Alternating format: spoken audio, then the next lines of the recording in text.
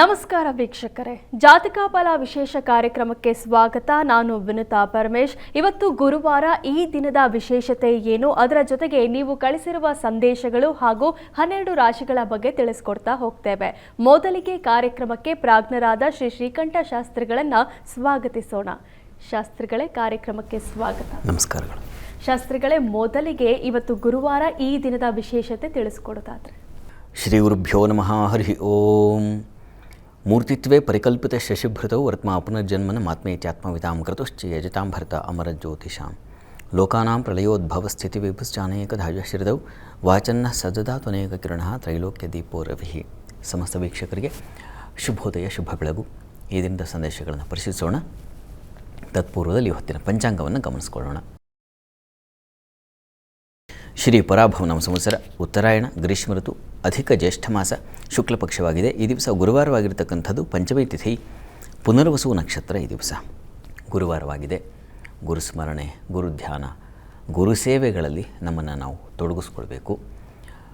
ಗುರುವಿನ ಸಮೀಪಕ್ಕೆ ಹೋಗಿ ಬಂದರೆ, ಗುರುವಿನ ಉಪದೇಶವನ್ನು ಕೇಳಿಬಿಟ್ರೆ, ಎಷ್ಟೋ ಬಾರಿ ಅವರು ಉಪದೇಶ ಮಾಡಬೇಕು ಅಂತಲೇ ಇಲ್ಲ, ಅವರ ಮಾತು, ಅವರ ಸಹಜ ದೈನಂದಿನ ದಿನಚರಿಯೇ ನಮಗೆ ಉಪದೇಶವಾಗಿರುತ್ತೆ. ಅವರ ಸಹಜ ಮಾತುಗಳೇ ದೊಡ್ಡವರನ್ನು ಸಂಪರ್ಕ ಮಾಡಿದಾಗ ಗೊತ್ತಾಗುತ್ತೆ. ಅದು ಗುರು ಅಂದರೆ ಸಾಮಾನ್ಯರಲ್ಲ ನಾನು ಹೇಳ್ತಾ ಇರೋದು. ಗುರುತ್ವ ಅಂತಂದರೆ ಅದೊಂದು ವಿಶೇಷವಾದ ಒಂದು ವ್ಯಕ್ತಿತ್ವ, ಕೆಲವರಲ್ಲಿ ಮಾತ್ರವೇ ಇರುತ್ತೆ. ನನಗೆ ಸದಾ ಗುರು ಅಂದ ತಕ್ಷಣ ನೆನಪಾಗೋದೇ ರಾಮಕೃಷ್ಣ ಪರಮಹಂಸರು. ಅವರು ಬಂದ ಭಕ್ತರನ್ನು ಅವರ ಮಾತುಗಳಿಂದ, ಸರಳವಾದ ದಿನನಿತ್ಯದ ಮಾತುಗಳಿಂದಲೇ ಭಕ್ತರಿಗೆ ಎಷ್ಟೋ ಉತ್ತರಗಳು ಸಿಕ್ಬಿಡ್ತಾ ಇತ್ತು. ಅವರ ಎಷ್ಟೋ ವರ್ತನೆಗಳೇ ಸಾಮಾನ್ಯವಾಗಿ ಒಬ್ಬ ಗುರುವಾದವನು ಆಡಂಬರ, ಈಗ ಆಷಾಢಭೂತಿತನ ಜಾಸ್ತಿ ಇದೆ. ಹೀಗೇನೋ ಮೈ ಮೇಲೆ ವಿಚಿತ್ರವಾದ ಬಟ್ಟೆಗಳನ್ನು ಹಾಕ್ಕೊಂಡು, ಆ ಇಲ್ಲಸಲ್ಲದ ಏನು ಆಭರಣಗಳನ್ನು ತೊಟ್ಟುಕೊಂಡು, ಇವೆಲ್ಲ ಅತಿಯಾಗಿದೆ ಬಿಡಿ. ಇದು ರಾಜಸ, ತಾಮಸ ಆಯಿತು. ಅವ್ರದ್ದು ತುಂಬ ಸಾತ್ವಿಕ. ರಾಮಕೃಷ್ಣ ಪರಮಹಂಸರು ದೇವಸ್ಥಾನ ಪೂಜೆ ಮಾಡ್ತಾಯಿದ್ರೆ ಅಲ್ಲಿ ಯಾರಿಗೋ ಒಂದು 4 ಮಾತು ಹೇಳಿದ್ರೆ ಅದೇ ಉಪದೇಶವಾಗಿಬಿಡ್ತಾ ಇತ್ತು. ಅವರ ಜೀವನವೇ ಒಂದು ರೀತಿಯಲ್ಲಿ ಉಪದೇಶಮಯವಾಗಿದೆ. ಅಂಥವರನ್ನು ಅನುಸರಿಸಿದಾಗ ಗೊತ್ತಾಗುತ್ತೆ ಅವರ ಸಹಜವಾದ ಏನು ದೈನಂದಿನ ದಿನಚರಿ ಇರುತ್ತೆ ಅವ್ರದ್ದು. ಬೆಳಗ್ಗೆ ಎದ್ದಾಗಲಿಂದ ಸಂಜೆವರೆಗೆ ಗಮನಿಸಿದ್ರೆ ಎಷ್ಟೋ ಅಂಶಗಳು ನಮಗೆ ಅದು ಉಪದೇಶವಾಗಿ ಬಂದುಬಿಡುತ್ತೆ. ಆ ರೀತಿಯಲ್ಲಿ ಗುರುವನ್ನು ನಾವು ಕಾಣಬೇಕು. ಮತ್ತು ಗುರು ಸೇವೆ, ಅವರ ಹತ್ರ ದೀನವಾಗಿ, ವಿನಮ್ರರಾಗಿ ನಾವಿರಬೇಕು. ಅಂಥ ಒಬ್ಬರು ಸಿಕ್ಕಿದ್ದಾರೆ ಅಂತಂದರೆ ಅಂಥವ್ರ ಬಳಿ ತುಂಬ ವಿನಯದಿಂದ ಇರಬೇಕು. ಆ ವಿನಯವೇ ನಿಮಗೆ ಅನುಗ್ರಹ ಆಗಿಬಿಡುತ್ತೆ. ಅವರು ತುಂಬ ವಾತ್ಸಲ್ಯದಿಂದ ಆಶೀರ್ವದಿಸಿಬಿಟ್ರೆ ಎಷ್ಟೋ ಬಾರಿ ಆ ಗುರು ಕೃಪೆ ಅಂತಕ್ಕಂಥದ್ದು ಹಾಗೆ ಉಂಟಾಗುತ್ತೆ. ಮತ್ತು ಅವರು ಕೊಟ್ಟಂಥ ಯಾವುದಾದ್ರೂ ಉಪದೇಶ ಇದ್ದರೆ ಅದನ್ನು ಪ್ರತಿ ದಿವಸ ಅನುಸಂಧಾನ ಮಾಡ್ತಕ್ಕಂಥದ್ದು, ಅದರಿಂದ ನೋಡಿ ಸಾಕ್ಷಾತ್ಕಾರ ಆಗಲಿಕ್ಕೆ ಸಾಧ್ಯತೆ ಇದೆ. ಇದನ್ನು ನಾನು ಸರಳವಾಗಿ ಹೇಳ್ತಾ ಇಲ್ಲ, ಬಹಳ ತೀವ್ರತೆಯಿಂದ ಹೇಳ್ತಾ ಇದ್ದೀನಿ. ಅವರು ಕೊಟ್ಟ ಉಪದೇಶವನ್ನು ನಾವು ಹಾಗೆ ತಗೋಬೇಕು. ಅದನ್ನು ಮಂತ್ರೋಪದೇಶ, ಅದನ್ನು ತಗೊಂಡು ನಾವು ಪ್ರತಿ ದಿವಸ ಅನುಷ್ಠಾನ ಮಾಡ್ತಾ ಮಾಡ್ತಾ ಮಾಡ್ತಾ ಮಾಡ್ತಾ ನಿಮಗೆ ಒಂದು ಸಮಾಧಾನ, ಶಾಂತಚಿತ್ತತೆ. ನಾವು ಕೆರಳದ ಹಾಗೆ ಸಮಾಜವನ್ನು ನೋಡಿ, ಭಗವದ್ಗೀತೆಯಲ್ಲಿ ಒಂದು ಮಾತು ಬರುತ್ತೆ, ಸಮಾಜವನ್ನು ನಾವು ಕೆರಳಿಸಬಾರ್ದು, ಸಮಾಜವನ್ನು ನೋಡಿ ನಾವು ಕೆರಳಬಾರ್ದು ಅಂತ. ಯಸ್ಮಹನ್ನೋ ದ್ವಿಜತೆ ಲೋಕೋ ಲೋಕಾನ್ನೋ ದ್ವಿಜತೆ ಚಯ ಅಂತ ಮಾತು. ಆ ನಮ್ಮ ವರ್ತನೆಗಳು, ನಮ್ಮ ಮಾತುಗಳು, ನಮ್ಮ ವ್ಯವಹಾರಗಳು ಸಮಾಜವನ್ನು ಕೆರಳುವ ಹಾಗೆ ಮಾಡಬಾರ್ದು ಅಂತ. ಆ ಸಮಾಜದ ವರ್ತನೆಯೂ ಕೂಡ ನಮ್ಮನ್ನು ಕೆರಳಿಸಬಾರ್ದು ಅಂತ. ಈ ರೀತಿಯಲ್ಲೆಲ್ಲ ನಮಗೆ ಅನುಕೂಲ ಆಗುತ್ತೆ ಗುರು ಉಪದೇಶ ಮಾಡಿದ ಮಂತ್ರ ಅನುಸಂಧಾನ ಮಾಡೋದರಿಂದ. ಇದೆಲ್ಲ ಮನುಷ್ಯನ ಔನ್ನತ್ಯವನ್ನು ಸೂಚಿಸುತ್ತೆ. ನೋಡಿ, ಒಂದು ಗುರುವಿನ ಆರಾಧನೆಯಿಂದ ಎಂಥ ಔನ್ನತ್ಯವನ್ನು ಹೊಂದಬಹುದು ಅನ್ನೋದನ್ನು ಸೂಚಿಸುತ್ತೆ. ಹೀಗೆ ಒಬ್ಬ ಬೇಕು ಅಂಥ ಗುರುವನ್ನು ನಾವು ಕಾಣಲಿಕ್ಕೆ ಆಗಲಿಲ್ಲ ಅಂದರೆ ಅಂಥವ್ರನ್ನ ಆದರ್ಶವಾಗಿ ಇಟ್ಕೋಬೇಕು. ಕುವೆಂಪು ಅವರು ಹಾಗೆ ಮಾಡಿದ್ದು. ಅವರ ಕೃತಿಗಳನ್ನೆಲ್ಲ ನೋಡಿದಾಗ ನಿಮಗೆ ಅನಿಸುತ್ತೆ ಅವರಲ್ಲಿ ಎಂಥ ಆ ಅಧ್ಯಾತ್ಮ ಬೀಜ ಬಿತ್ತನೆಯಾಗಿ ಹೆಮ್ಮರವಾಗಿತ್ತು. ಅದಕ್ಕೆ ಕಾರಣ ಅಂದರೆ ಅಂಥ ಗುರುವನ್ನು ಆದರ್ಶವಾಗಿ ಇಟ್ಕೊಂಡಿದ್ರು, ಅದು ರಾಮಕೃಷ್ಣ ಪರಮಹಂಸರು. ಹೀಗೆ ನಮ್ಮಲ್ಲೂ ಅಂಥದ್ದೊಂದು ಚಿಂತನೆ, ಸಚ್ಚಿಂತನೆಗಳು, ಆಲೋಚನೆಗಳು ಬರುತ್ತೆ. ಅದು ಯಾವಾಗ ಅಂದರೆ ಸದಾ ಕಾಲ ಗುರುವಿನ ಸಮೀಪದಲ್ಲಿದ್ದಾಗ. ಅದು ಉಪವಾಸವೂ ಆಗುತ್ತೆ. ಗುರುವಿನ ಸಮೀಪದಲ್ಲೇ ಗುರು ಉಪವಾಸ ಅದು. ಹೀಗಾಗಿ ಈ ಗುರುವಾರ ದಿವಸ ಅಂಥ ಸದ್ಗುರುಗಳ ಚಿಂತನೆಯನ್ನು ಮಾಡಿದ್ರೆ, ಅಂಥ ಸದ್ಗುರುವಿನ ಸತ್ಸಂಗ ಏರ್ಪಾಡಾದರೆ ನೋಡಿಪ್ಪ, ಅದು ಜೀವನದ ಔನ್ನತ್ಯಕ್ಕೆ ಒಂದು ದಾರಿಯಾಗುತ್ತೆ. ಆ ರೀತಿಯಲ್ಲಿ ಈ ದಿವಸ ಅಂಥ ಒಬ್ಬ ಸದ್ಗುರುವನ್ನು ಸ್ಮರಣೆ ಮಾಡೋಣ. ಅಂಥ ಒಂದು ಚಿಂತನೆಗಳನ್ನು ನಮ್ಮ ಮನಸ್ಸಿಗೆ ತಗೊಳ್ಳೋಣ. ಅವರು ಕೊಟ್ಟ ಉಪದೇಶವು ಒಂದೊಂದೋ ಮಗದೊಂದೋ ಅವುಗಳನ್ನು ನಾವು ಪಾಲಿಸೋಣ, ಅನುಸಂಧಾನ ಮಾಡೋಣ. ತನ್ಮೂಲಕ ನಮ್ಮ ಉನ್ನತಿ ತಾನಾಗೇ ಬರುತ್ತೆ, ಅವರ ಕೃಪೆಯಿಂದ ತಾನಾಗೇ ಉಂಟಾಗುತ್ತೆ. ಇದು ಗುರು ಮಹಿಮೆ. ಪ್ರಯತ್ನ ಮಾಡಿ. ಸರಿ ಶಾಸ್ತ್ರಿಗಳೇ, ಸಮಾಜದಿಂದ ನಾವು ಕೆರಳಬಾರ್ದು, ನಮ್ಮ ಮಾತಿಂದ ಸಮಾಜ ಕೆರಳಬಾರ್ದು ಅನ್ನೋ ಒಂದೊಳ್ಳೆ ಮಾತನ್ನು ಹೇಳಿದ್ರಿ. ಈಗ ಇವತ್ತಿನ ಸಂದೇಶಗಳ ಕಡೆ ಗಮನ ಹರಿಸೋಣ. ವೀಕ್ಷಕರೇ, ಮೊದಲ ಸಂದೇಶ ಸುಬ್ರಹ್ಮಣ್ಯ ಶಾಸ್ತ್ರಿ ಶಿವಮೊಗ್ಗದಿಂದ. ಇವರು ಹುಟ್ಟಿದ ದಿನಾಂಕ 9/5/1979, ಹುಟ್ಟಿದ ಸಮಯ 8:58 PM. ಇವರ ಪ್ರಶ್ನೆ: ನನ್ನ ಜೀವನದಲ್ಲಿ ಒಳ್ಳೆಯ ಸಮಯ ಬರುತ್ತಾ? ಹೊಸ ಮನೆ ಕಟ್ಟಲು ಸಾಧ್ಯವೇ? ಏನಾದರೂ ದೋಷಗಳಿದ್ರೆ ಪರಿಹಾರ ತಿಳಿಸಿ ಅಂತ. ಸುಬ್ರಹ್ಮಣ್ಯ ಶಾಸ್ತ್ರಿಗಳ ಪ್ರಶ್ನೆ ಅದು. ಪಾಪ ಕಷ್ಟದಲ್ಲಿದ್ದಾರೆ, ಒಳ್ಳೆಯ ಸಮಯ ಅವು ಬರುತ್ತೆ, ಮನೆ ಕಟ್ತೀನ, ಮುಂದೆ ಹೇಗಿದೆ ಅಂತೆಲ್ಲ ಪಾಪ ಅಲ್ವಾ. ನೋಡೋಣ, ಆತಂಕ ಮಾಡ್ಕೋಬೇಡಿ, ನೋಡೋಣ ಜಾತಕ ಹೇಗಿದೆ ಅಂತ. ನೋಡಿ, ತಮ್ಮದು ವೃಶ್ಚಿಕ ಲಗ್ನವಾಗಿದೆ. ಲಗ್ನದ ಅಧಿಪತಿ ಕುಜ. ಅವನು ನಿಮಗೆ ರವಿಯುಕ್ತನಾಗಿದ್ದಾನೆ, ಆದರೆ ಮೌಢ್ಯನಾಗಿಲ್ಲ. ರವಿ ಬಲಿಷ್ಠನಾಗಿದ್ದಾನೆ. ಇದೆಲ್ಲ ಒಳ್ಳೆಯ ಲಕ್ಷಣ. ಶುಕ್ರನು ತುಂಬ ಚೆನ್ನಾಗಿದೆ. ಪ್ರಸ್ತುತ ನಿಮಗೆ ನೋಡಿ, ಶನಿ ದಶೆಯಲ್ಲಿ ಈಗ ಶುಕ್ರನ ಒಂದು ಕಾಲ ನಡೀತಾ ಇದೆ. ಈಗ ವಸ್ತುತಃ ಶುಕ್ರ ನಿಮ್ಮ ಜಾತಕದಲ್ಲಿ ತುಂಬ ಚೆನ್ನಾಗಿದ್ದಾನೆ. ಜಾತಕವನ್ನು ಗಮನಿಸ್ಕೊಂಡಾಗ ಚೆನ್ನಾಗಿದೆ. ಈಗಿನ ಅಟ್ ಪ್ರೆಸೆಂಟ್ ಪರಿಸ್ಥಿತಿ ಹೇಗಿದೆಯಪ್ಪ, ಗ್ರಹಗಳ ವಾತಾವರಣ, ಗ್ರಹಗಳ ಸ್ಥಿತಿಗತಿ ಹೇಗಿದೆ ಅಂದರೆ ತುಂಬ ಅನುಕೂಲಪ್ರದವಾಗಿದೆ. ಒಳ್ಳೆಯ ಕಾಲ ಯಾವಾಗ ಅಂತಂದರೆ ಈ ಇರೋದೇ ಒಳ್ಳೆಯ ಕಾಲ ಅನ್ನೋದನ್ನು ಸೂಚಿಸ್ತಾ ಇದೆ. ನಾವು ಹೇಗೆ ಅಂತಂದರೆ, ನಾವು ಸದಾ ಹಾಗೆ ಇರೋದು ನಮಗೆ ಅರಿವಿಗೆ ಬರೋದಿಲ್ಲ. ಆ ಇರುವಿನ ಅರಿವು ಉಂಟಾದಾಗ ಸೌಖ್ಯವಾಗಿದ್ದೀನಿ ನಾನು, ಪರವಾಗಿಲ್ಲ, ಬೇರೆ ಇನ್ಯಾರಿಗೋ ಅಷ್ಟು ಕಾಯಿಲೆ ಇದೆ, ಪ್ರತಿ ದಿವಸ ಡಯಾಬಿಟೀಸು ಮತ್ತೊಂದು ಮಗದೊಂದು ಅಂತ ಮಾತ್ರೆಗಳು ತೊಗೋತಾ ಇದ್ದಾರೆ, ಅಥವಾ ಇನ್ಯಾವುದೋ ಕೋರ್ಟು ಕಚೇರಿ ಅಂತ ಅಲೆದಾಡ್ತಾ ಇದ್ದಾರೆ. ಅದನ್ನು ಗಮನಿಸ್ಕೊಂಡಾಗ ನನಗೆ ಹಾಗಿಲ್ಲಪ್ಪ, ಆರಾಮಾಗಿದ್ದೀನಿ, ಒಂದು ಹೊತ್ತು ಊಟ ಮಾಡ್ತಾಯಿದ್ದೀನಿ, 2 ಹೊತ್ತು ಊಟ ಮಾಡ್ತಾ 3 ಹೊತ್ತು ಊಟ ಮಾಡ್ತಾಯಿದ್ದೀನಿ, ಓಡಾಡಲಿಕ್ಕೆ ಒಂದಷ್ಟು ಏನೋ ಸಹಾಯ ಇದೆ, ಮನೆ ಮಂದಿ ಎಲ್ಲ ಒಂದು ಸ್ವಲ್ಪ ಈ ರೀತಿಯ ಅನುಕೂಲ ಸಹಕಾರ ಕೊಡ್ತಕ್ಕಂಥವ್ರು ಇದ್ದಾರೆ. ಈ ರೀತಿ ಒಳ್ಳೆಯದನ್ನು ನಮ್ಮಲ್ಲಿ ಗುರುತಿಸ್ಕೋಬೇಕು ಮೊದಲು. ಮುಕ್ತಿ ಎಂಬುದು ಮನದ ಸಂಸ್ಥಿತಿಯೇ ಬೇರಲ್ಲ ಅಂತ TVG ಹೇಳ್ತಾರೆ. ಸಮಾಧಾನ, ಸೌಖ್ಯ ಅನ್ನೋದು ನಾವು ಗುರುತಿಸ್ಕೊಳ್ಳದೆ ಹೋದರೆ ಅದು ಕಳೆದೇ ಹೋಗುತ್ತೆ, ಮರೆಯಾಗೇ ಇರುತ್ತೆ. ಹೀಗಾಗಿ ಇರುವ ಭಾಗ್ಯವ ನೆನೆದು ಬಾರೆನೆಂಬುದನ್ನು ಬಿಡು, ಹರುಷಕ್ಕಿದೆ ದಾರಿ ಅಂತಲೂ ಹೇಳ್ತಾರಲ್ಲ TVG ಅವರು. ಹಾಗಾಗಿ ಏನಿದೆಯೋ ಅದರಲ್ಲಿ ಸಮಾಧಾನ ಮಾಡಿಕೊಳ್ಳೋಣ. ಅದು ಜೀವನದ ಆನಂದದ ಮಾರ್ಗ. ನಾವು ಯಾವಾಗ ಇನ್ನೊಬ್ಬರನ್ನು ನೋಡಿದಾಗ, ಇನ್ನೊಬ್ಬರ ವಿಚಾರದಲ್ಲಿದ್ದಾಗ, ಇನ್ನೊಬ್ಬರ ಬಗ್ಗೆ ಆಲೋಚಿಸಿದಾಗ ಜಾಸ್ತಿ ಕೆರಳಿ ಹೋಗ್ತೀವಿ. ಅಯ್ಯೋ ನಮಗಿಲ್ವಲ್ಲ, ಅಯ್ಯೋ ನಮಗಿಲ್ವಲ್ಲ ಅಂತ. ಇಷ್ಟರ ಮಟ್ಟಿಗೆ ಭಗವಂತ ಕೊಟ್ಟಿದ್ದಾನಲ್ಲ ಅಂತ ಯೋಚನೆ ಮಾಡೋದಿಲ್ಲ. ಹೀಗಾಗಿ ಇದನ್ನು ನೀವು ತಿಳ್ಕೊಬೇಕು. ಈಗ ವಸ್ತುತಃ ಕಾಲ ಚೆನ್ನಾಗಿದೆ. ಈಗ ನೀವು ಮನೆ ಇತ್ಯಾದಿ ಪ್ರಯತ್ನ ಖಂಡಿತ ಮಾಡಬಹುದು. ಹೆಚ್ಚು ಇನ್ನೊಬ್ಬರಿಗೆ ಕಂಪೇರ್ ಮಾಡ್ಕೊಳ್ಳೋಣ ಬಿಟ್ಬಿಡಿ.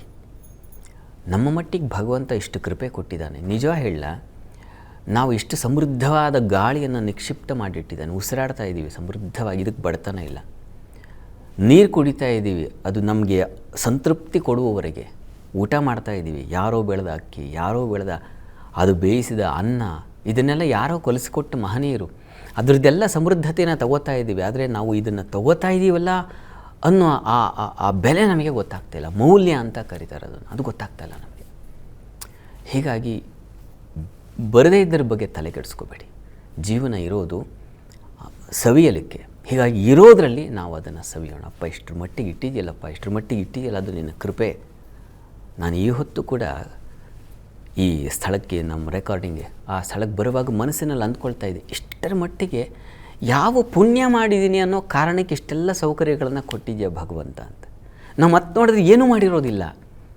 ಇದೆಲ್ಲ ಬಂದಿದೆ ಅಂದರೆ ಅದು ಅವನ ಕೃಪೆಯಿಂದ ಬಂದಿರುತ್ತೆ, ನಮ್ಮ ಶ್ರಮದಿಂದ ಅಲ್ಲ. ಇದು ನಾವು ಚೆನ್ನಾಗಿ ಅರ್ಥ ಮಾಡ್ಕೋಬೇಕು. ಹೀಗಾಗಿ ಇದು ಪ್ರತಿ ಕ್ಷಣ ಒಂದು ಸ್ವಲ್ಪ ನೀವು ಚೆನ್ನಾಗಿ ಒಳ್ಳೆಯ ಆಹಾರ ತಗೋತಾ ಇದ್ದೀರಾ, ಅಪ್ಪ ಇದು ನಿನ್ನ ಕೃಪೆ ಅಪ್ಪ, ಹೀಗಾಗಿ ನನಗೆ ತಗೋತಾ ಇದ್ದೀರಿ. ಜೀರ್ಣ ಆಗಿದೆಯಾ ಚೆನ್ನಾಗಿ, ಅಪ್ಪ ಇದು ನಿನ್ನ ಕೃಪೆ, ಹೀಗಾಗಿ ಜೀರ್ಣ ಆಗಿದೆ ನನಗೆ. ಒಬ್ಬ ಒಳ್ಳೆಯ ಸತ್ಸಂಗ, ಒಬ್ಬ ಒಳ್ಳೆ ಯಾರೋ ಒಬ್ಬ ಉತ್ತಮ ವ್ಯಕ್ತಿಯನ್ನು ಕಂಡ್ರೆ ಅದು ಅನುಗ್ರಹ, ಭಗವಂತನ ಕೃಪೆಯಿಂದ ಅಂಥದವರು ಒಂದು ಸಂಪರ್ಕ ಏರ್ಪಾಡಾಗಿದೆ ಅಂತ. ಹೀಗೆ ನಾವು ಅನುಭವಿಸಿದ ತಕ್ಷಣ ನಾವು ಭಗವಂತನಿಗೆ ಒಂದು ಥ್ಯಾಂಕ್ಸ್ ಹೇಳಿಬಿಡ್ಬೇಕು. ಇಷ್ಟು ಇದು ನೀನು ಕೊಟ್ಟ ಭಿಕ್ಷೆ, ಇದು ನೀನು ಕೊಟ್ಟ ವರ ಅಂತ. ಇದು ಜೀವನದ ಆನಂದದ ಮಾರ್ಗ, ಇದು ಇದರಲ್ಲಿದೆ. ಹೀಗಾಗಿ ಹೀಗೆ ಹುಡುಕಿ ಸಮಾಧಾನ ಸಿಗುತ್ತೆ. ಒಳ್ಳೆಯದಾಗಲಿ. ಸರಿ ಶಾಸ್ತ್ರಿಗಳೇ, ಮುಂದಿನ ಸಂದೇಶ ಎನ್ ಸುರೇಶ್ ಮಂಗಳೂರಿಂದ. ಇವರು ಹುಟ್ಟಿದ ದಿನಾಂಕ 5/4/1957, ಹುಟ್ಟಿದ ಸಮಯ 3:45 PM. ಇವರ ಪ್ರಶ್ನೆ ಹಣಕಾಸಿನ ಸಮಸ್ಯೆ ಮತ್ತು ಆರೋಗ್ಯದ ಸಮಸ್ಯೆ ಇದೆ. ವೃತ್ತಿಯಲ್ಲಿ ವೈದ್ಯ, ಅಂದರೆ ಸರ್ಜನ್ ಆಗಿದ್ದೀನಿ, ಪರಿಹಾರ ತಿಳಿಸಿ ಅಂತಿದ್ದಾರೆ. ಸುರೇಶ್ ಅವರ ಪ್ರಶ್ನೆ, ಸರ್ಜನ್ ಆಗಿದ್ದಾರೆ, ಆದರೆ ಹಣಕಾಸಿನ ಪರಿಸ್ಥಿತಿ ಇದೆ ಅಂತ. ಎಂಥವ್ರಿಗೂ ಕಾಡುತ್ತದು. ಕೆಲವೊಮ್ಮೆ ಹಾಗೆ ನಾವು ಯಾವುದೋ ಒಂದು ಹುದ್ದೆ, ಉನ್ನತ ಹುದ್ದೆ ಅಂತ ಅಂದ್ಕೊಂಡಿರ್ತೀವಿ, ಆದರೆ ಅದಕ್ಕೆ ತಕ್ಕನಾದ ಭಾರವೂ ಇದು ಬಿಡುತ್ತೆ. ಆನೆಗೆ ಆನೆ ಭಾರ, ಇರುವೆಗೆ ಇರುವೆ ಭಾರ ಅಂತಾರಲ್ಲ, ಸಹಜವಾದ್ದು. ಅದು ಎಷ್ಟು ಅನ್ವಯ ಆಗುತ್ತೆ ನೋಡಿ. ಹಾಗಾಗುತ್ತೆ. ಪ್ರಸ್ತುತ ಕಾಲವನ್ನು ನೋಡೋಣ. ಈಗ ತಮಗೆ ಬುಧದಶೆಯಲ್ಲಿ ನಡೀತಾ ಇರತಕ್ಕಂಥದ್ದು ಚಂದ್ರನ ಒಂದು ಕಾಲ ನಡೀತಾ ಇದೆ ನೋಡಿ. ಚಂದ್ರ ನಿಮ್ಮ ಜಾತಕದಲ್ಲಿ ಆತ ವ್ಯಯಾಧಿಪತಿ. ಹೀಗಾಗಿ ಆ ವ್ಯಯಾಧಿಪತಿ ಕರ್ಮಸ್ಥಾನದಲ್ಲೇನೋ ಇದ್ದಾನೆ, ಆದರೆ ಅವನ ಆ ವ್ಯಯತ್ವ, ಅವನ ಅಧಿಪತ್ಯ ವ್ಯಯ, ಹಾಗಾಗಿ ಆ ವ್ಯವೇ ಉಂಟಾಗುತ್ತೆ. ಹೆಚ್ಚಿನ ಖರ್ಚು, ಇನ್ವೆಸ್ಟು, ಇನ್ನೇನು ಮತ್ತೊಂದು ಮಗದೊಂದು, ಅದು ಬಂತು ಇದು ಬಂತು, ಹೀಗೆ ಅದು ಖರ್ಚಾಗ್ಬಿಡೋ ಸಾಧ್ಯತೆ ಸೂಚಿಸ್ತಾ ಇದೆ. ಇದಕ್ಕೇನಪ್ಪ ಪರಿಹಾರ ಅಂತಂದರೆ, ಹತ್ತಿರದಲ್ಲಿ ಯಾವುದಾದ್ರು ಅಮ್ಮನವರ ಸನ್ನಿಧಾನ ಇದ್ದರೆ, ಅಮ್ಮನವರ ಸನ್ನಿಧಾನ, ಅದು ದುರ್ಗಾ ಸನ್ನಿಧಾನ ಅಂದರೆ ಬಹಳ ಒಳ್ಳೆಯದು. ಸ್ವಲ್ಪ ಪ್ರತಿ ಸೋಮವಾರ ಸ್ವಲ್ಪ ಕ್ಷೀರ ಸಮರ್ಪಣೆ, ಅದು ಹಸುವಿನ ಹಾಲಾದರೆ ತುಂಬ ಒಳ್ಳೆಯದು, ಅದನ್ನು ಸಮರ್ಪಣೆ ಮಾಡಿ ಸಾಧ್ಯವಾದರೆ ಅದು ನಿಮ್ಮ ಬದುಕಿಗೆ ಒಂದು ಬಲ ಕೊಡುತ್ತೆ, ಆರ್ಥಿಕ ಬಲವನ್ನು ತಂದು ಕೊಡುತ್ತೆ. ಮತ್ತು ಪ್ರತಿ ಶುಕ್ರವಾರ ಶ್ರೀ ಸೂಕ್ತ ಪಾರಾಯಣ ಮಾಡಿಸಿ, ಮನೆಯಲ್ಲಾದರೂ ಮಾಡಿಸಿ ಅಥವಾ ಮಹಾಲಕ್ಷ್ಮಿ ಸನ್ನಿಧಾನ ದೇವಸ್ಥಾನದಲ್ಲಾದರೂ ಮಾಡಿಸಿ, ಎಲ್ಲಾದರೂ ಸರಿ. ನೀವು ಅಮ್ಮನವ್ರ ದೇವಸ್ಥಾನಕ್ಕೆ ಹೋಗ್ತೀರಲ್ಲ, ಅಲ್ಲೂ ಆಗಬಹುದು. ಶ್ರೀ ಸೂಕ್ತ ಪಾರಾಯಣ ಇದು ಪ್ರತಿ ಶುಕ್ರವಾರ ಒಂದು 16 ಶುಕ್ರವಾರ ಮಾಡಿಸಿ. ಅದು ನಿಮ್ಮ ಆರ್ಥಿಕ ವೃದ್ಧಿಗೆ ದಾರಿ ಮಾಡಿಕೊಡುತ್ತೆ. ಉಳಿದ ಹಾಗೆ ಅನುಕೂಲಕರವಾಗಿದೆ, ಆತಂಕ ಬೇಡ. ವ್ಯಯಾಧಿಪತಿ ಕಾಲ ಮುಗಿದ ಕೂಡಲೇ ನಿಮಗೆ ರವಿ ಪ್ರಾರಂಭವಾಗುತ್ತೆ. ಬುಧದಶೆಯಲ್ಲಿ ಕುಜ ಪ್ರಾರಂಭವಾಗುತ್ತೆ. ಮುಂದಿನ ಮಾರ್ಚ್ ನಂತರದಲ್ಲಿ ಕುಜ ಪ್ರಾರಂಭವಾಗುತ್ತೆ. ಅವನು ಭಾಗ್ಯಾಧಿಪತಿ ಕರ್ಮಸ್ಥಾನದಲ್ಲಿದ್ದಾನೆ. ಅಲ್ಲಿಂದ ನಿಮ್ಮ ಬದುಕು ತುಂಬ ಚೆನ್ನಾಗಾಗುತ್ತೆ, ಆರ್ಥಿಕವಾಗಿ ಸ್ವಲ್ಪ ಬಲ ಸಿಗುತ್ತೆ. ಯೋಚನೆ ಮಾಡಿಬಿಡಿ, ಮುಂದಿನ ಮಾರ್ಚ್ ನಂತರ ಚೆನ್ನಾಗಿದೆ. ಒಳ್ಳೆಯದಾಗಿ. ಸರಿ ಶಾಸ್ತ್ರಿಗಳೇ, ಮುಂದಿನ ಸಂದೇಶ ಬಸವರಾಜ್ ಮಲ್ಲಪ್ಪ ಪತ್ತಾರ, ವನ್ನೂರಿಂದ. ಇವರು ಹುಟ್ಟಿದ ದಿನಾಂಕ 1/9/1979, ಹುಟ್ಟಿದ ಸಮಯ 4:45 AM. ಇವರ ಪ್ರಶ್ನೆ, ಉದ್ಯೋಗದಲ್ಲಿ ಸಮಸ್ಯೆ ಇದೆ, ಮಾನಸಿಕವಾಗಿ ಒತ್ತಡ ಇದೆ, ಪರಿಹಾರ ತಿಳಿಸಿ ಅಂತ. ಬಸವರಾಜ್ ಮಲ್ಲಪ್ಪ ಪತ್ತಾರ್ ಅವರ ಪ್ರಶ್ನೆ, ಮಾನಸಿಕವಾಗಿ ಒತ್ತಡಕ್ಕೆ ಒಳಗಾಗಿದ್ದಾರೆ ಅಂತ ಅಲ್ವಾ ಪಾಪ. ನೋಡೋಣ ನೋಡಿ, ತಮ್ಮದು ಕರ್ಕಟಕ ಲಗ್ನವಾಗಿದೆ. ಲಗ್ನದಿಂದ ನೋಡಿ, ಲಗ್ನಾಧಿಪತಿ ಚಂದ್ರ ನಿಮ್ಮ ಜಾತಕದಲ್ಲಿ ಪಕ್ಷದ ಬಲ ಇದೆ, ಆದರೆ ನೀಚ ಸ್ಥಾನದಲ್ಲಿದ್ದಾನೆ. ಇರಲಿ, ಆದರೆ ಪಕ್ಷದ ಬಲ ಇದ್ದರೆ ಸಾಕು ಅಂತಲೇ ನಾನೇ ಎಷ್ಟೋ ಬಾರಿ ಹೇಳಿದ್ದೀನಿ. ಶಾಸ್ತ್ರ ಹೇಳಿದ ಮಾತದ್ದು, ನಾನು ಹೇಳಿದ್ದಲ್ಲ. ಪಕ್ಷೋದ್ಭವಂ ಹಿಮಕರಸ್ಯ ವಿಶಿಷ್ಟ ಮಾಹುಹು ಅಂತ ಶಾಸ್ತ್ರದಲ್ಲಿ ಒಂದು ಆಧಾರ ಇದೆ. ಪಕ್ಷದ ಬಲ ಇದ್ದರೆ ಸಾಕು, ಅವನಿಗೆ ಬಲ ಇರುತ್ತೆ ಅಂತ. ಈಗ ತಮಗೆ ಕುಜದಶೆಯಲ್ಲಿ ನಡೀತಾ ಇರತಕ್ಕಂಥದ್ದು, ಈಗ ಶನೈಶ್ಚರನ ಕಾಲ ನಡೀತಾ ಇದೆ. ಇದು ತೊಂದರೆ ನಿಮಗೆ. ಕುಜದಶೆ ಶನೈಶ್ಚರನ ಒಂದು ಭುಕ್ತಿ ಕಾಲ ನಡೀತಾ ಇದೆ. ಶನೈಶ್ಚರ ನಿಮಗೆ ಕುಟುಂಬದಲ್ಲಿ ಇದ್ದಾನೆ. ಶನಿ ಅದು ಕುಟುಂಬ ಶನಿ ಅಂತ. ಅವನು ಮೌಢ್ಯನಾಗಿದ್ದಾನೆ ಕೂಡ. ಹೀಗಾಗಿ ಅದು ಸ್ವಲ್ಪ ನಿಮಗೆ ತೊಂದರೆ ಮಾಡ್ತಾ ಇದೆ. ಕಾರಣ ಏನಪ್ಪ ಅಂತಂದರೆ, ಶನೈಶ್ಚರ ಅವನಿರ್ತಕ್ಕಂಥ ರವಿ ಕ್ಷೇತ್ರದಲ್ಲಿ. ಹೀಗಾಗಿ ಈ ಮಾನಸಿಕ ಖಿನ್ನತೆಯಿಂದ ನೀವು ಹೊರಗೆ ಬರ್ತೀರಾ, ಆತಂಕ ಬೇಡ. ಹೇಗಪ್ಪ ಅಂತಂದರೆ, ಹತ್ತಿರದಲ್ಲಿ ಯಾವುದಾದ್ರು ಈಶ್ವರ ಸನ್ನಿಧಾನ ಇದ್ದರೆ ಈಶ್ವರನಿಗೆ ಪ್ರತಿ ಶನಿವಾರ ಈಶ್ವರ ಸನ್ನಿಧಾನಕ್ಕೆ ಹೋಗೋದು, ಅಲ್ಲಿ ರುದ್ರಾಭಿಷೇಕ ಮಾಡಿಸೋದು. ಆ ರುದ್ರಾಭಿಷೇಕ ಮಾಡಿಸಿದ ತೀರ್ಥವನ್ನು ನೀವು ಭಕ್ತಿಯಿಂದ ಸೇವನೆ ಮಾಡೋದು. ಹೀಗೆ ಪ್ರತಿ ಶನಿವಾರ, ಹೀಗೆ 23 ಶನಿವಾರ ಮಾಡಿ, ನಿರಂತರವಾಗಿ ಮಾಡಿ. ಈ ಮಾನಸಿಕ ಒತ್ತಡ, ಸಂಕಟ, ನೋವು, ಅದು ಹೇಳ್ಕೊಳ್ಳೋದಾಗದೇ ಇರತಕ್ಕಂಥ ಪರಿಸ್ಥಿತಿ, ಇವುಗಳೆಲ್ಲ ಖಂಡಿತ ಹೊರಗೆ ಬರ್ತೀರ. ಪ್ರತಿ ಶನಿವಾರ ಈಶ್ವರ ಸನ್ನಿಧಾನಕ್ಕೆ ಹೋಗೋದು, ರುದ್ರಾಭಿಷೇಕ ಮಾಡಿಸೋದು, ನಿಮ್ಮ ಹೆಸರಿನಲ್ಲಿ ಆ ತೀರ್ಥ ಏನು ಅಭಿಷೇಕ ಆದ ತೀರ್ಥವನ್ನು ಸೇವನೆ ಮಾಡೋದು. ಪ್ರೋಕ್ಷಣೆ ಮಾಡ್ಕೊಳ್ಳಿ, ಸೇವನೆಯನ್ನು ಮಾಡಿ.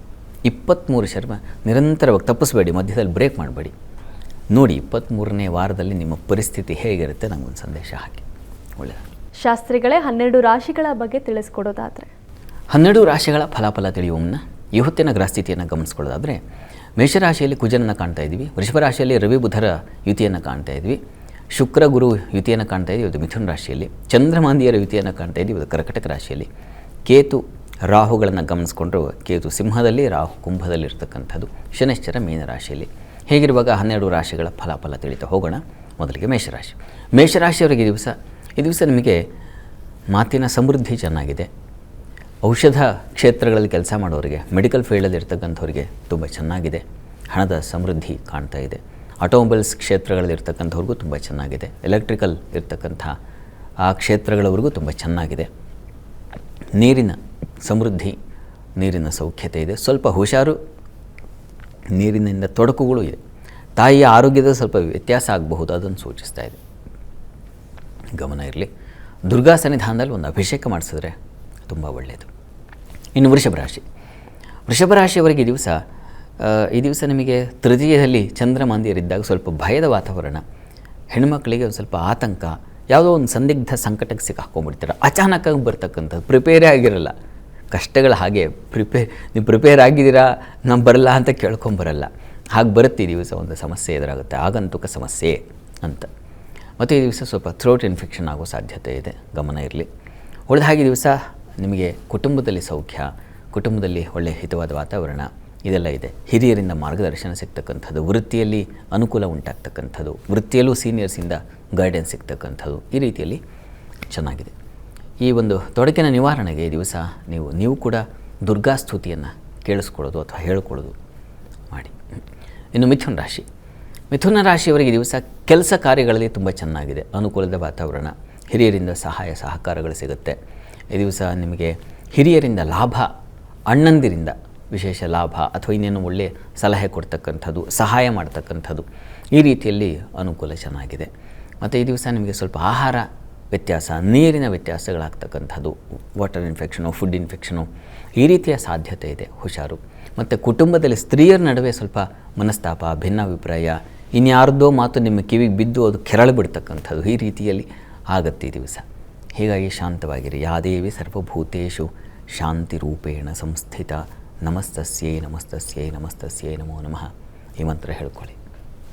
ಇನ್ನು ಕರ್ಕಟಕ ರಾಶಿಯವರಿಗೆ ದಿವಸ ಕೆಲಸಗಳಲ್ಲಿ ತುಂಬ ಚೆನ್ನಾಗಿದೆ. ವೃತ್ತಿಯಲ್ಲಿ ಒಳ್ಳೆಯ ಕಾರ್ಯಗಳಲ್ಲಿ ಒಂದು ಮನಸ್ಸಿಗೆ ಸಮಾಧಾನ ಕಾಣ್ತಕ್ಕಂಥದ್ದು, ಅದು ಚೆನ್ನಾಗಿದೆ. ಇನ್ನು ಈ ದಿವಸ ಹಿರಿಯರಿಂದ ಗೌರವ, ಮನ್ನಣೆ ಸಿಗ್ತಕ್ಕಂಥದ್ದು, ಹಣಕಾಸಿನ ಪರಿಸ್ಥಿತಿ ತುಂಬ ಚೆನ್ನಾಗಿರ್ತಕ್ಕಂಥದ್ದು, ಇನ್ನೊಬ್ಬರ ಸಹಾಯ ಉಂಟಾಗ್ತಕ್ಕಂಥದ್ದು, ನಾಯಕರು, ಲೀಡರ್ಸ್ ಅವರಿಂದ ನಿಮಗೆ ಸಹಾಯ ಆಗ್ತಕ್ಕಂಥ ಸಾಧ್ಯತೆ ಇದನ್ನು ಸೂಚಿಸ್ತಾ ಇದೆ. ಇನ್ನು ಈ ದಿವಸ ನಿಮಗೆ ಸ್ವಲ್ಪ ಆರೋಗ್ಯ ವ್ಯತ್ಯಾಸ ಸೂಚಿಸ್ತಾ ಇದೆ. ಕಣ್ಣಿನ ಬಾಧೆ ಬರಬಹುದು, ತಲೆ ನೋವು, ತಲೆ ಸಿಡಿತ, ಈ ರೀತಿಯ ಒಂದು ಲಕ್ಷಣ ಸೂಚಿಸ್ತಾ ಇದೆ. ಆರೋಗ್ಯ ದೃಷ್ಟಿಯಿಂದ ದುರ್ಗಾ ಕವಚ ಹೇಳ್ಕೊಳ್ಳಿ, ಅದು ತುಂಬ ಸಹಾಯವಾಗುತ್ತೆ. ಈ ದಿವಸ ಬಂಧುಗಳಿಂದ ತುಂಬ ಚೆನ್ನಾಗಿ ಸಹಾಯ, ಸ್ನೇಹಿತರಿಂದ ಸಹಾಯ ಚೆನ್ನಾಗಿದೆ. ಇನ್ನು ಸಿಂಹರಾಶಿಯವರಿಗೆ ವೃತ್ತಿಯಲ್ಲಿ ಒಂದು ಬಲ ಇದೆ, ಹೀಗಾಗಿ ಅನುಕೂಲಗಳು ಉಂಟಾಗುತ್ತೆ. ನೀವು ಮಾಡಿದ ಕೆಲಸಕ್ಕೇನೋ ಒಂದು ಸಹಾಯ ಸಹಕಾರ, ಅದರಿಂದ ಲಾಭವನ್ನು ಕಂಡೆ ಅಂತಕ್ಕಂಥ ಸಮಾಧಾನ, ಈ ರೀತಿಯಲ್ಲಿ ತುಂಬ ಚೆನ್ನಾಗಿದೆ. ಈ ದಿವಸ ನಿಮಗೆ ತಂದೆ ಮಕ್ಕಳಲ್ಲಿ ಒಂದು ಸಾಮರಸ್ಯ ಇರ್ತದೆ. ದೇವರ ಪೂಜೆ ಪುನಸ್ಕಾರ ಇಂಥವುಗಳಲ್ಲಿ ಒಂದು ಆಸಕ್ತಿ ಬರತಕ್ಕಂಥದ್ದು, ಒಂದು ಶ್ರದ್ಧೆಯಿಂದ ಏನು ಓದ್ಕೊಂಡೆಪ್ಪ ಈ ದಿವಸ, ಒಂದು ಪಾರಾಯಣ ಮಾಡಿದೆ ಅಂತ ಆ ರೀತಿಯ ಒಂದು ಸಮಾಧಾನ ಸಿಗ್ತಕ್ಕಂಥದ್ದಿದೆ. ಈ ದಿವಸ ಹಿರಿಯರಿಂದ ಸಹಾಯ ಸಹಕಾರಗಳು ತುಂಬ ಚೆನ್ನಾಗಿದೆ ನಿಮಗೂ ಕೂಡ. ಈಗ ಸ್ವಲ್ಪ ಕಣ್ಣಿನ ಬಾಧೆ ಮತ್ತು ಕಾಲು ಬಾಧೆ ಸೂಚಿಸ್ತಾ ಇದೆ, ಹುಷಾರು. ಈ ದಿವಸ ನೀವು ಈಶ್ವರ ಸನ್ನಿಧಾನದಲ್ಲಿ ಒಂದು ಅಭಿಷೇಕ ಮಾಡಿಸಿ. ಇನ್ನು ಕನ್ಯಾ ರಾಶಿಯವರಿಗೆ ಈ ದಿವಸ ಕೆಲಸ ಕಾರ್ಯಗಳಲ್ಲಿ ತುಂಬ ಚೆನ್ನಾಗಿದೆ. ಕೌಶಲ್ಯದಿಂದ ಕೆಲಸಗಳನ್ನು ಮಾಡ್ತೀರಾ ಮತ್ತು ಪ್ರಶಂಸೆಯೂ ಪಾತ್ರ ಆಗ್ತೀರಾ. ಮತ್ತು ಈ ದಿವಸ ಹೈಯರ್ ಸ್ಟಡೀಸ್ ಮಾಡೋರಿಗೆ ತುಂಬ ಚೆನ್ನಾಗಿದೆ. ಮತ್ತು ಶಿಕ್ಷಣಕ್ಕೆ ಸಂಬಂಧಿಸಿರ್ತಕ್ಕಂಥ ಕ್ಷೇತ್ರಗಳಲ್ಲಿ ಕೆಲಸ ಮಾಡೋರಿಗೆ ತುಂಬ ಚೆನ್ನಾಗಿದೆ. ಈ ಗಾರ್ಮೆಂಟ್ಗಳಲ್ಲಿ ಕೆಲಸ ಮಾಡೋರಿಗೆ ಮತ್ತು ಡಿಸೈನಿಂಗ್ ಕ್ಷೇತ್ರಗಳಲ್ಲಿ, ಈ ಮನೆ ಅಲಂಕಾರ, ಗೃಹ ಅಲಂಕಾರ ಇತ್ಯಾದಿ ಅಂಥ ಕ್ಷೇತ್ರಗಳಲ್ಲಿ ಕೆಲಸ ಮಾಡೋರಿಗೆ ತುಂಬ ಚೆನ್ನಾಗಿದೆ.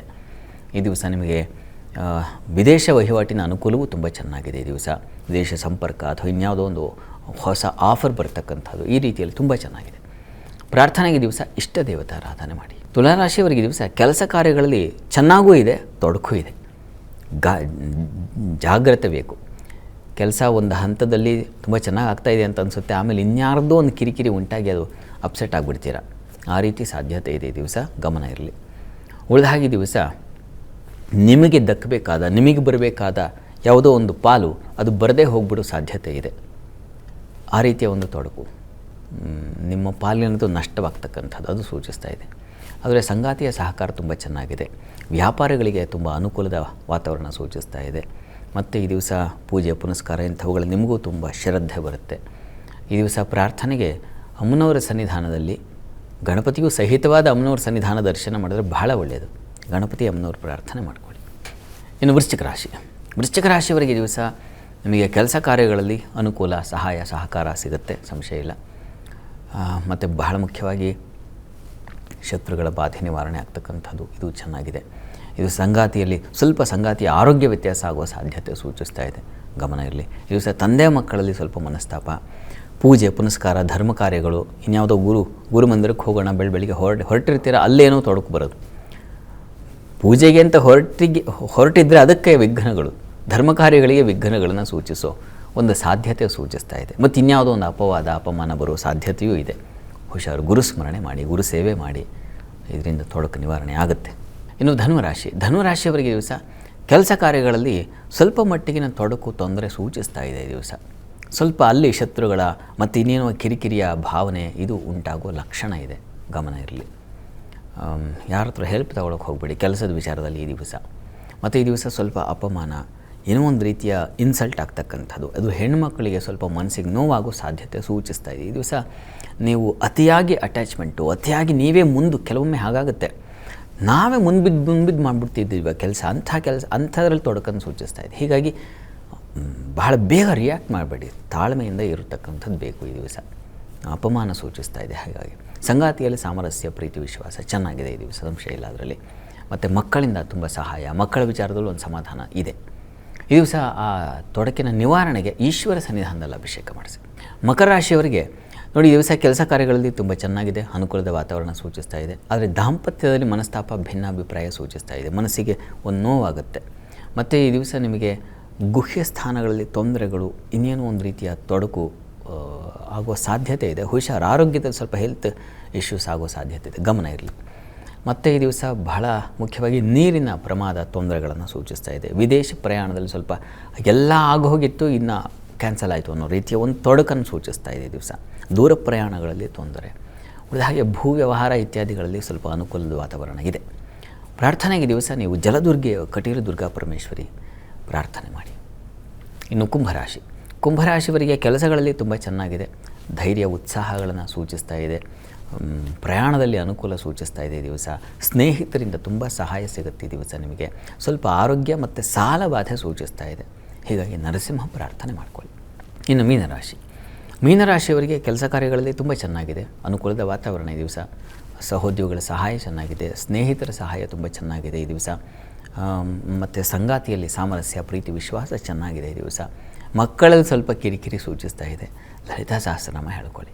ಈ ದಿವಸ 12 ರಾಶಿಗಳವರು, ರಾಶಿ ಗೊತ್ತಿಲ್ಲ ಅಂತಕ್ಕಂಥವ್ರು ಹೇಳಬಹುದಾದ ಮಂತ್ರ ಗಮನಿಸಿ. ಓಂ ಪ್ರಕೃಷ್ಟಾರ್ಥಪ್ರದಾಯ ನಮಃ, ಈ ಮಂತ್ರ ಹೇಳ್ಕೊಳ್ಳಿ, ಅನುಕೂಲ ಆಗುತ್ತೆ. ಶಾಸ್ತ್ರಿಗಳೇ, ಈ ದಿನದ ವಿಶೇಷತೆ ಹಾಗೂ ಸಂದೇಶಗಳ ಜೊತೆಗೆ 12 ರಾಶಿಗಳ ಬಗ್ಗೆ ತಿಳಿಸ್ಕೊಟ್ರಿ, ಧನ್ಯವಾದ. ಸರ್ವೇ ಜನಾಃ ಸುಖಿನೋ ಭವಂತು, ಸಮಸ್ತ ಸನ್ಮಂಗಳಾನಿ ಭವಂತು. ಎಲ್ಲರಿಗೂ ಶುಭವಾಗಲಿ. ವೀಕ್ಷಕರೇ, ಇದಾಗಿತ್ತು ಇವತ್ತಿನ ಜಾತಕ ಫಲ ವಿಶೇಷ ಕಾರ್ಯಕ್ರಮ. ನೇರ ದಿಟ್ಟ ನಿರಂತರ ಸುದ್ದಿಗಾಗಿ ನೋಡ್ತಾ ಇರಿ ಏಷ್ಯಾನೆಟ್ ಸುವರ್ಣ ನ್ಯೂಸ್. ನಮಸ್ಕಾರ.